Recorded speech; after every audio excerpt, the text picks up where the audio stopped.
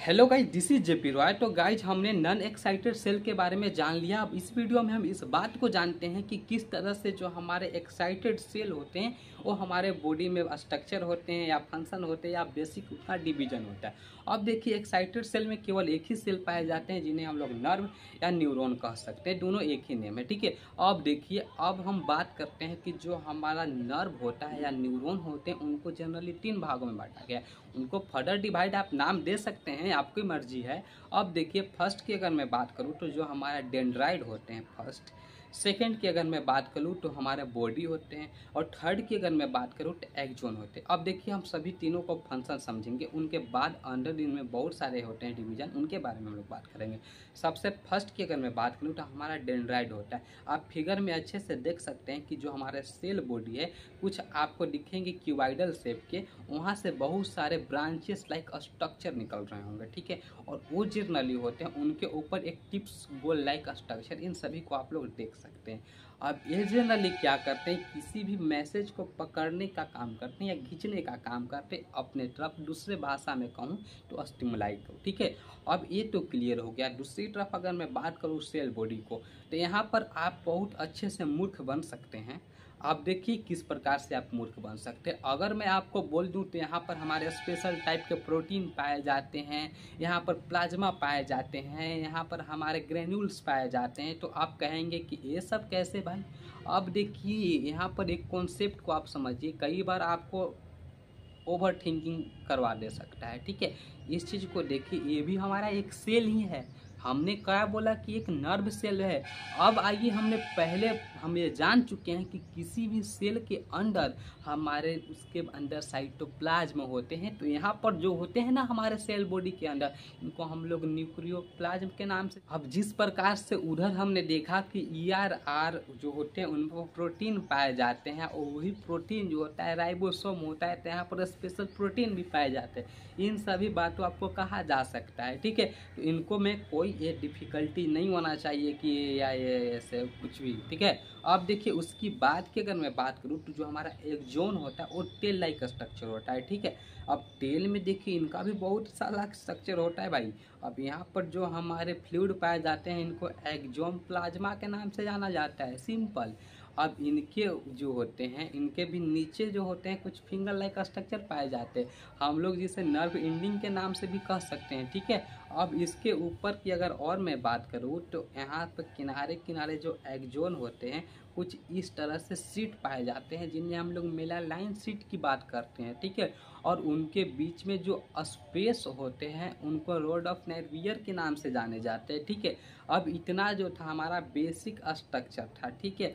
अब इनका सभी का आप लोग फंक्शन भी हमको बात करना होगा। अब देखिए, जो हमारा डेंड्राइट था वो मैसेज को रिसीव कर रहा था।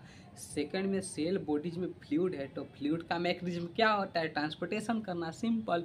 ये कर रहा था। अब जहाँ भी फ्लूइड है, या वो एक्सोन में हो या सेल में हो, वो ट्रांसपोर्टेशन का ही मैकेनिज्म करेगा, वाटर का मेंटेनेंस, ये सब का ही काम करता है। अब ये जो हमारे मिनिलाइटेड सीट होते हैं वो क्या करते हैं कि जो हमारे इम्पल्स जनरेट होते हैं उनको जो स्पीड अप देने का काम करते हैं, ठीक है। और उनके बीच में जो हमारे नोड ऑफ नेवियर पाए जाते हैं उनका क्या काम होता है। पर रोड ऑफ नेवियर होते हैं वो जो एक गैप स्ट्रक्चर होता है जो कि 2 मेलेलाइन सीट के बीच में होते हैं, वहाँ पर मेलेलाइन सीट नहीं होते।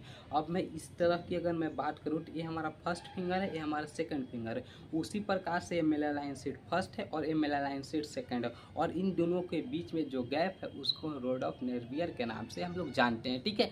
ये हो गया हमारा। आइए हम बात करते हैं कि जो हमारे डिवीजन ऑफ टाइप्स की मैं बात करूं नेफ्रॉन के, तो उनको 5 भागों में बांटा गया है। सबसे पहले इजी से हम लोग इसे समझेंगे, पूरी दिमाग को कंसंट्रेट करेंगे। देखिए, सबसे पहला जो होता है उसे हम लोग एपोपोलर के नाम से जानते हैं। अब देखिए, जो एपो मीन्स होता है सर्कुलर फेस ए बनता है, ठीक है। अब देखिए, फिगर में आप लोग देख सकते हैं कि यहाँ पर ना किसी प्रकार से सिलिएटेड या कुछ भी ब्रांचेस प्रेजेंट नहीं है। तो जो हमारा फर्स्ट जो हमारा न्यूरॉन था जो हमारे देखा गया था वो जो था एपोपोलर था, जिनमें ना ही एक्सोन था ना ही डेंड्राइट था। अगर दूसरी तरफ मैं बात करूं तो यूनिपोलर की अगर मैं बात करूं तो यहाँ पर क्या होता है, या तो आपके पास डेंड्राइट हो सकता है या तो आपके पास एक्सोन हो सकता है, ठीक है। ये डिवीजन पर देखा। अब थर्ड की मैं बात करूं तो बाईपोलर। बाईपोलर में क्या होता है कि आपके पास डेंड्राइट भी है और आपके पास एक्सोन भी है। अब फोर्थ की अगर मैं बात करूं तो सीडोपोलर। सीडोपोलर से झूठ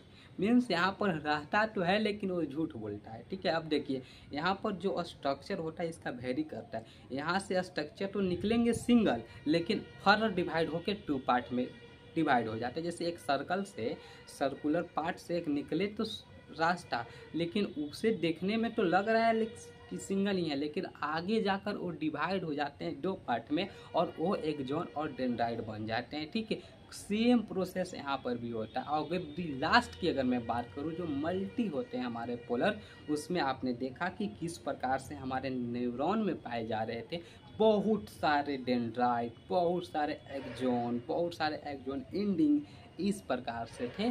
तो ये हमारे 5 हो गए। फर्स्ट में हमने देखा कि ना ही डेंड्राइट ना ही एक्सोन, जिससे हम लोग एपोपोलर कहते हैं। सेकंड में हमने देखा यूनिपोलर, या तो डेंड्राइट होंगे या तो हमारे एक्सोन होंगे। थर्ड में हमने देखा बाईपोलर, बाई में दोनों होंगे, डेंड्राइट भी होंगे और एक्सोन भी होंगे। फोर्थ में हमने देखा सीसोपोलर, जिसमें हमने यह देखा कि वो लगता तो कि एक ही है, एक्सोन ही है और या फिर डेंड्राइट भी है, लेकिन आगे जाकर डिवाइड हो जा रहा था दोनों में। एट लास्ट हमने देखा मल्टीपोलर, जिसमें हमने यह देखा कि बहुत सारे डेंड्राइट के ब्रांचेस भी थे और वहाँ पर क्या थे, हमारे एक्सोन भी थे। ये जो डिवीजन था on the basic of process पर था। अब लास्ट की हम लोग बात करेंगे। अब सेकेंड डिवीजन की मैं बात करूं तो हमारा ये मेलाइन सीट पर होता है। अब बहुत सारे न्यूरॉन ऐसे भी होते हैं जो मेलाइन सीट उसमें पाए जाते हैं और बहुत सारे में मेलानाइन सीट नहीं होते हैं।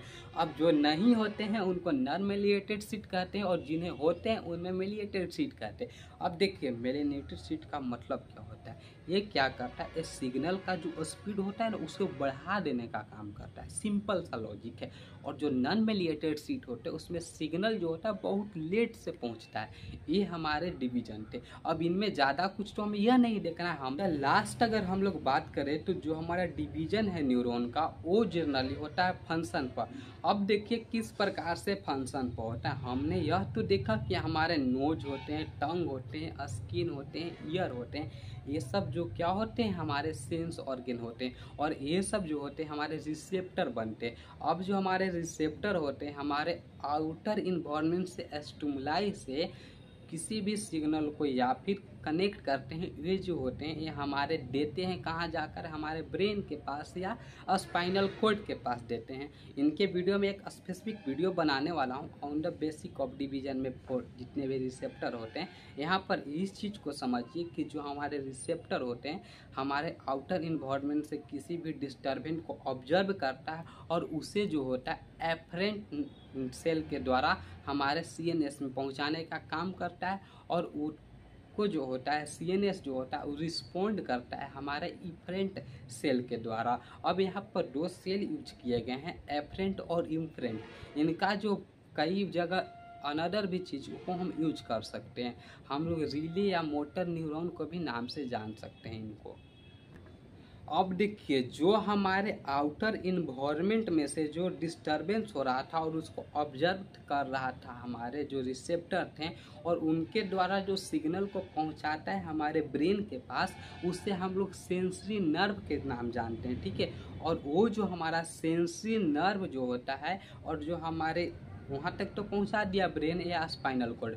अब जो हमारे ब्रेन या स्पाइनल कॉर्ड जो एक्शन को परफॉर्म करता है या एक्शन को देने का काम करता है वो जो होता है उसे मोटर नर्व के नाम से जानते हैं। और ये दोनों के जो बीच में मान लीजिए कि ये जो हमारा है ये हमारा सेंसरी नर्व है और ये हमारा मोटर नर्व है और इन दोनों को कोई ना कोई तो कनेक्ट कर रहा होगा ना, जो इंटरमीडिएट का काम कर रहा है उसे हम लोग जनरली रिले के नाम से जानते हैं, ठीक है।